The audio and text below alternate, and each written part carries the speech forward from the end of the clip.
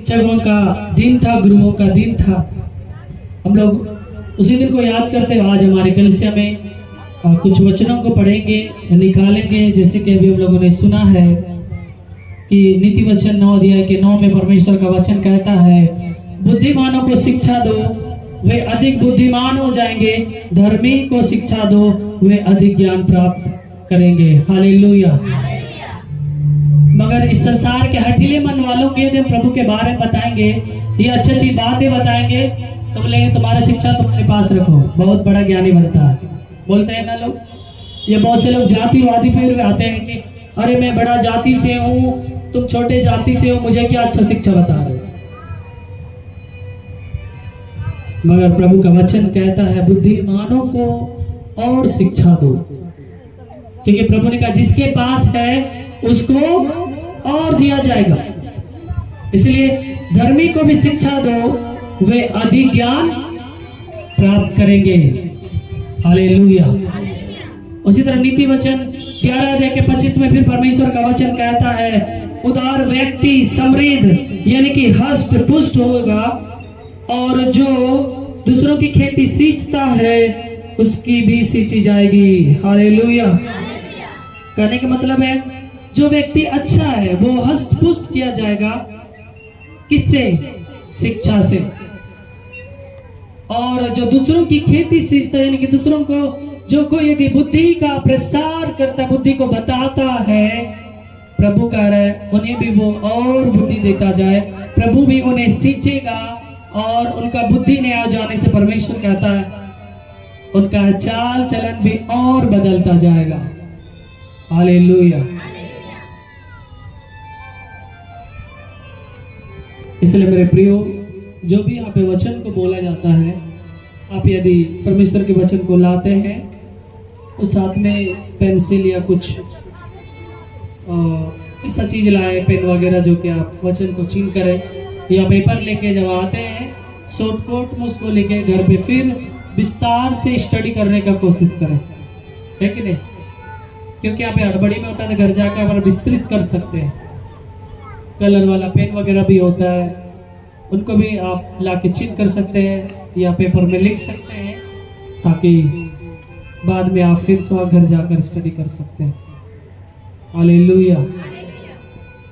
हम किसी को यदि अच्छा शिक्षा देते हैं वचन के अनुसार, तो हम भी और तेज दरार होते, परमेश्वर का वचन कहता है। हालेलुया। और वचन संहिता 78 के 5 में जिस तरह से उस समय हम लोगों ने पढ़ा, उसने तो याकूब में एक चेतावनी ठहराई और इजराइल में एक व्यवस्था चलाई, जिसके विषय में उसने हमारे पितरों को आज्ञा दी कि तुम उन्हें अपने अपने बाल बच्चों को बताना। हालेलुया। पितरों को यानी हमारे पुरखों को उन्होंने परमेश्वर ने आज्ञा दी कि तुम भी अपने बच्चों को अच्छी अच्छी चेतावनी जो मैंने तुम्हें दिया है याकूब के घराने के दौरान, याकूब के द्वारा, उसी तरह तुम भी अपने बाल बच्चों को दिया करना।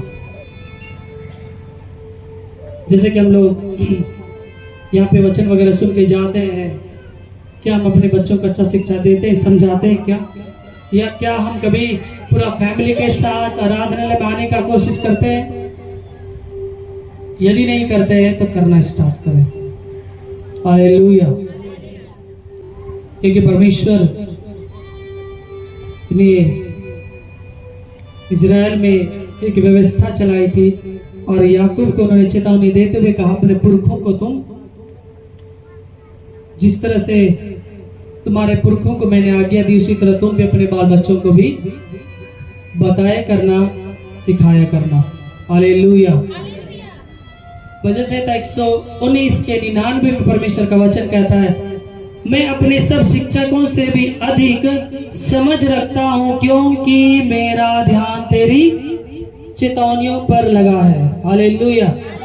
भजन संहिता लिखने वाला कहता है कि मैं अपने शिक्षकों से भी मैं ज्यादा तेज दरार हूँ, मैं ज्यादा समझदारी रखता हूँ, क्योंकि मेरा ध्यान परमेश्वर के चेतावनियों पर लगा, इसलिए मैं ज्यादा अपने टीचरों से भी, अपने गुरुओं से भी तेज दरार होते जा रहा हूँ। हालेलुया। जैसे कि हम लोग इस संसार में कहावत को सुनते हैं, गुरु गुड़ बन के रह गया और चेला चीनी बन गया। उसी तरह परमेश्वर का वचन में वजह से तो लिखने वाला कहता है कि मैं अपने सब शिक्षकों से भी अधिक समझ रखने वाला हूँ और मेरा ध्यान परमेश्वर के चेतावनियों पर, उनकी शिक्षा पर लगा रहा था, इसलिए मैं शिक्षकों से भी तेज हूँ। हालेलुया।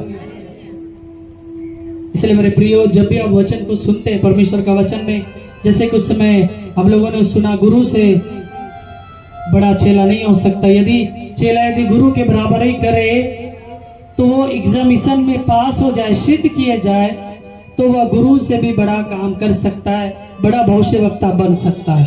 हालेलुया। ने कलीसिया में अलग अलग व्यक्ति नियुक्त किए हैं। प्रथम प्रेरित, दूसरे भविष्यवक्ता, तीसरे शिक्षक, फिर सामर्थ्य के काम करने वाले, फिर चंगा करने वाले और उपकार करने वाले और प्रबंध करने वाले और नाना प्रकार की भाषा बोलने वाले। हालेलुया। हालेलुया। आज लोग घमंड कर रहे हैं कि मेरे जैसा परमेश्वर का दास दुनिया में और कोई नहीं, ऐसा करके। मगर परमेश्वर का वचन यहाँ पे क्या कर रहे, कलीसिया में कितने प्रकार के टीचर नियुक्त किए जाते हैं, समझ रहे हैं? अलग अलग प्रकार के नियुक्त किए जाते हैं। प्रथम में कौन आता है? प्रेरित, यीशु मसीह के चेले लोग। दूसरे में भविष्यवक्ता और तीसरे में शिक्षक, फिर सामर्थ्य का काम करने वाले, फिर चंगा करने वाले और उपकार करने वाले और प्रबंध करने वाले, नाना प्रकार की भाषा बोलने वाले लोग। हालेलुया। और आज कुछ परमेश्वर के दास लोग घमंड कर रहे हैं, मैं ही सब कुछ कर सकता हूं, मैं ही बड़ा पास्टर हूं, और ताली बजा के जोर जोर से बोले पवित्र आत्मा उतर उतर उतर, मैं भविष्यवक्ता बन सकता हूं करते हैं। अरे प्रधानमंत्री यहाँ नहीं आए, ताली बजाने की जरूरत नहीं है। मैं कुछ लोगों का ये उदाहरण बता रहा हूँ।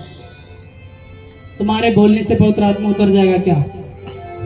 आपको वचन के अनुसार सिद्ध होना होगा, परमेश्वर के अनुसार चलना होगा, और किसी का नकल नहीं, किसी के ऊपर जलन नहीं, तब होली स्पिरिट काम कर सकते हैं। तो जलन करेंगे कभी भी पवित्र आत्मा काम नहीं करेगा, क्योंकि आपके अंदर घमंड भरा हुआ है। हालेलुया।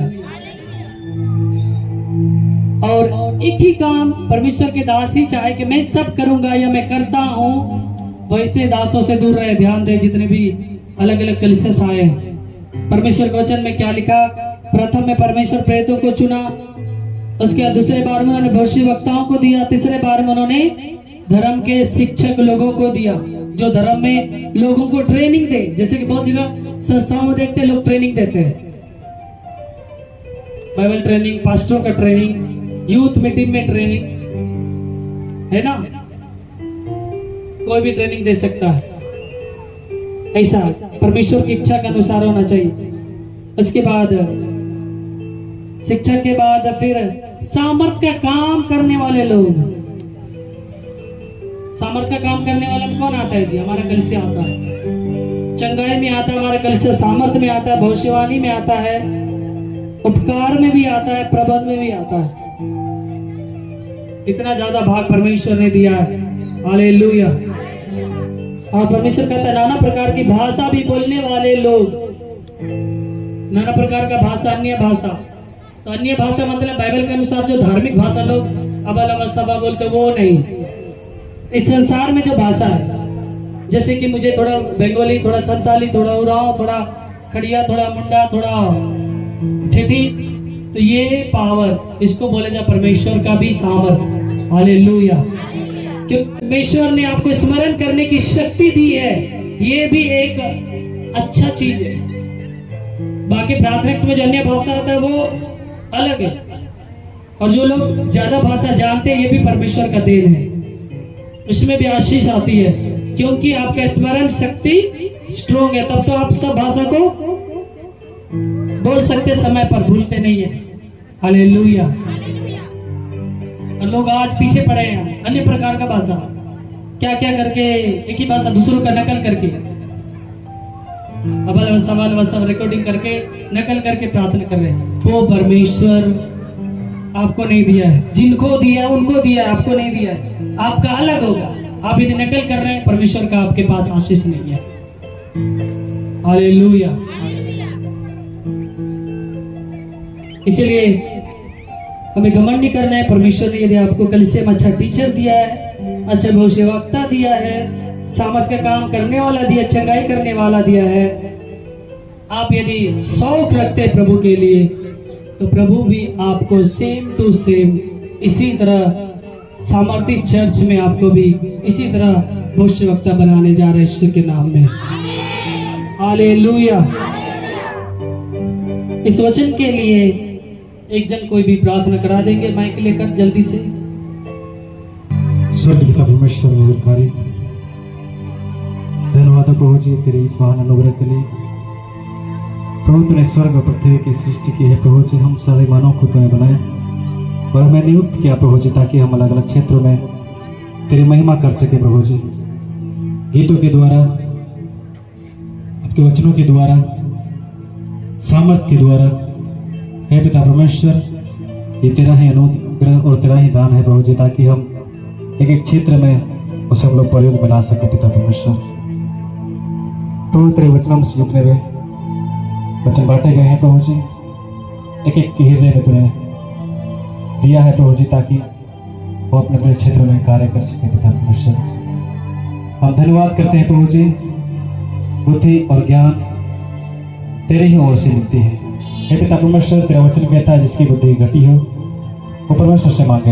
हे पिता परमेश्वर, हम सबको तूने बुद्धिमान बनाया है और तू चाहता है कि हम और भी बुद्धिमान बने तेरे वचनों में आकर के। हे पिता परमेश्वर, तेरा धन्यवाद हो प्रभु जी, जितने भाई बहन विश्वास से आए हैं प्रभु जी, सबके वचन, सबके हृदय में प्रभु जी ये वचन कार्य करने पाए प्रभु जी, और अपने अपने क्षेत्र में जा करके प्रभु जी अपने बच्चों को, बड़ों को और सारे लोगों को सिखाने पाए प्रभु जी तेरा वचन हमसे क्या बात करते हैं। प्रभु जी तूने अपने दास को आशीषित किया है प्रभु जी, और तेरे वचन के द्वारा तू उनसे बातें की है प्रभु जी, ताकि हम सबको तेरे वचन बांटे और आगे बढ़ाए। हे प्रभु जी, सारी नजर को आपके हाथ में सौंपते इस विनती यीशु के नाम से मांगते हैं, आमीन।